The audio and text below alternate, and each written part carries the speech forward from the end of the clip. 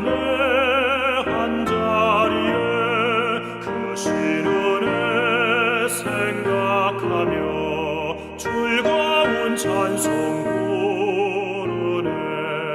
내 주 예수 본을 받아 모든 사랑 내 몸같이 환난 근심 위로하고 진심으로 사랑하세. 사랑하는 주님 앞에 온갖 충성 다 바쳐서 괴로우나 즐거우나 주님만 힘써 섬기네. 우리 주님 거룩한 손 제자들의 어르시사 남 섬기는 종의 도를 목소에게 보이셨네.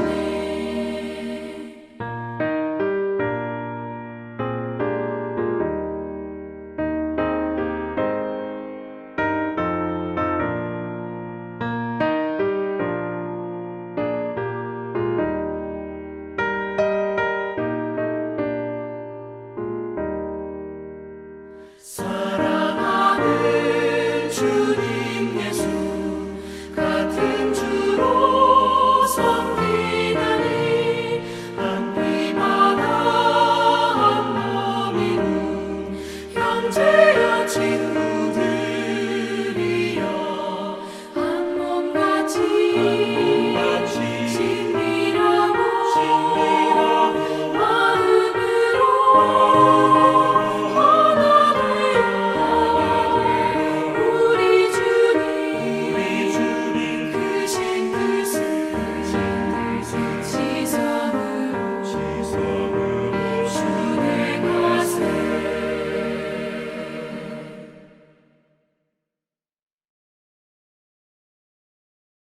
오늘 우리의 주님 하나님의 말씀은 사무엘상 31장 1절에서 6절까지의 말씀입니다. 블레셋 사람들이 이스라엘을 침해 이스라엘 사람들이 블레셋 사람들 앞에서 도망하여 길보아 산에서 엎드러져 죽으니라. 블레셋 사람들이 사울과 그의 아들들을 추격하여 사울의 아들 요나단과 아비나답과 말기수아를 죽이니라. 사울이 패전함에 활 쏘는 자가 따라잡으니 사울이 그 활 쏘는 자에게 중상을 입은지라. 그가 무기를 든 자에게 이르되 네 칼을 빼어 그것으로 나를 찌르라. 할례 받지 않은 자들이 와서 나를 찌르고 모욕할까 두려워하노라 하나 무기를 든 자가 심히 두려워하여 감히 행하지 아니하는지라. 이에 사울이 자기의 칼을 뽑아서 그 위에 엎드러지매 무기를 든 자가 사울이 죽음을 보고 자기도 자기 칼 위에 엎드러져 그와 함께 죽으니라. 사울과 그의 세 아들과 무기를 든 자와 그의 모든 사람이 다 그날에 함께 죽었더라. 아멘. 블레셋과 이스라엘은 골짜기를 사이에 두고 수넴과 길보아 산에 대치합니다. 이 두 곳의 간격은 약 8km 정도 되었는데 이스라엘 평원에서 치러진 전쟁을 통하여 블레셋이 전쟁에서 완전히 승리합니다. 그리고 이제 이스라엘 백성들은 말씀의 표현대로 하면 엎드러져 죽습니다. 완전히 패배합니다. 물론 이 모든 일은 이스라엘이 블레셋에 비해 실제적 전투 능력이 부족하였기 때문입니다. 블레셋의 군대는 그 규모만으로도 사울과 백성들을 두려움에 빠지게 만들 수 있었습니다. 그러나 전쟁 패배의 근본적인 문제는 다른 것에 있었습니다. 그것은 바로 사울과 백성들이 하나님께 불순종하였다는 것입니다. 결국 사울 왕과 이스라엘은 길보아 패배를 통해 완전히 실패합니다. 그리고 그곳에서 죽임을 당합니다. 이전의 말씀을 보면 사울 왕의 아들인 요나단과 아비나답과 말기수에 관한 이야기가 나오는데 그들도 다른 군사들과 함께 길보아의 전투에서 죽임을 당합니다. 이 부분에서 특별히 요나단의 죽음이 우리를 안타깝게 합니다. 왜냐하면 사울의 아들이었던 그는 아버지 사울의 질투와 시샘으로부터 친구인 다윗의 생명을 구하여 준 사람이었기 때문에 그렇습니다. 말씀을 찬찬히 읽어보면 그는 백성들에게는 좋은 지도자였고 하나님께는 신실한 좋은 일꾼이었습니다. 그는 매순간 하나님의 뜻에 철저히 그리고 겸손히 순종하였습니다. 그래서 우리는 요나단의 죽음에 마음이 아픕니다.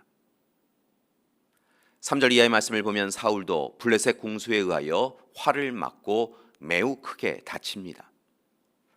이에 사울은 블레셋 사람이 자신을 찌르고 모욕할까 두려워하며 자신의 병기를 든 자에게 자신을 찌르라라고 요구합니다.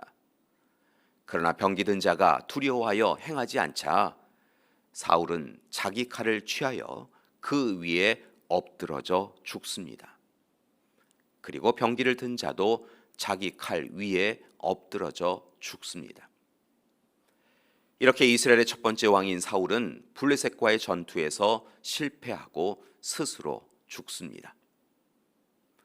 참으로 하나님의 일꾼으로 부름받은 그는 스스로 하나님 없이 왕이 된 양 교만하고 자만하였고, 그래서 결국 하나님의 도우심을 받지 못하고 전쟁에서 패배합니다.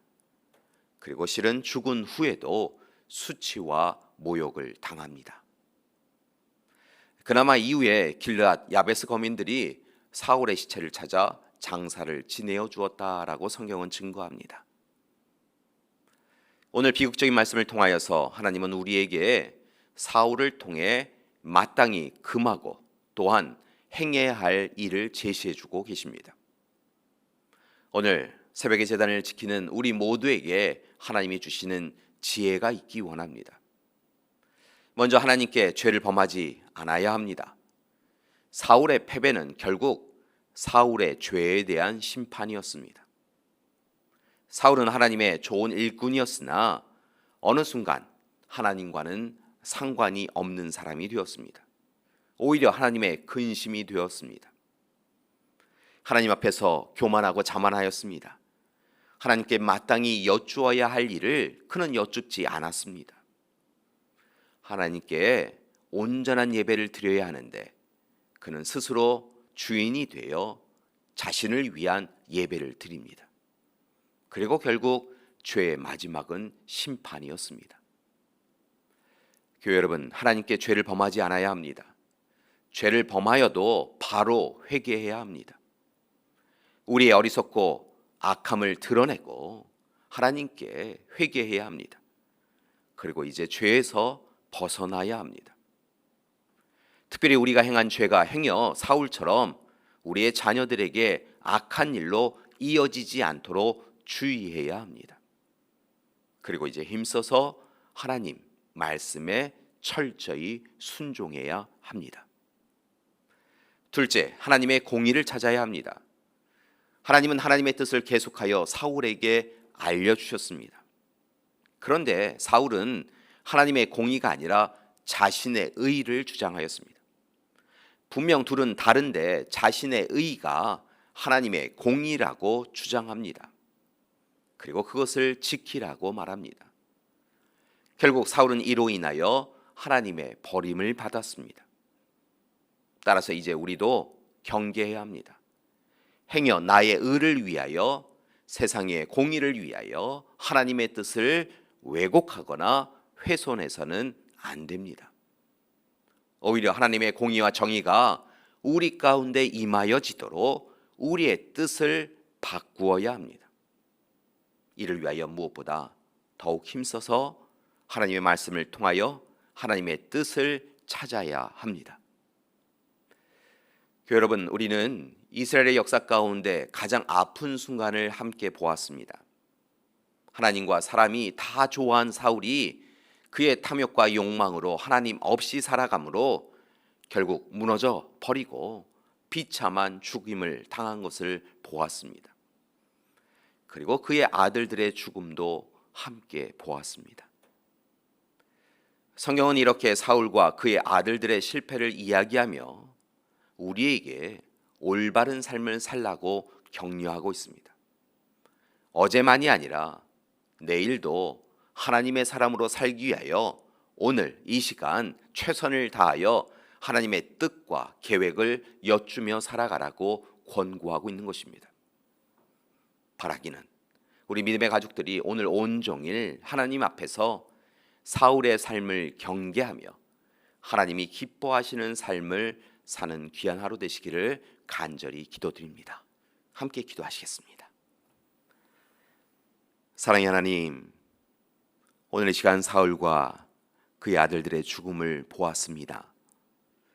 하나님, 그의 실패와 죽음이 하나님 앞에 온전히 서지 않았던 그로의 삶으로 인한 것임을 함께 봅니다. 하나님, 오늘 이 시간 우리의 삶은 어디에 거하고 있습니까? 경계하고 또 경계하게 하여 주시옵시고 주의하고 또 주의하게 하여 주시옵소서. 오직 하나님의 사람으로, 하나님의 자녀로 하나님 앞에서, 하나님 안에서 하나님과 동행하며 살아가는 우리 되게 하여 주시옵소서. 이제는 우리 주 예수 그리스도의 은혜와 하나님의 크신 사랑하심과 성령님의 돌보시고 함께 하시는 귀한 역사가 오늘 이 시간 사울의 모습을 들여다보며 이제 더욱 힘써서 하나님이 기뻐하시는 자로, 하나님이 귀하게 여기는 자로 살아가겠습니다 결단하고 다짐하는 우리 믿음의 가족들 위해 지금부터 영원토록 함께 하시기를 간절히 축원하옵나이다. 아멘.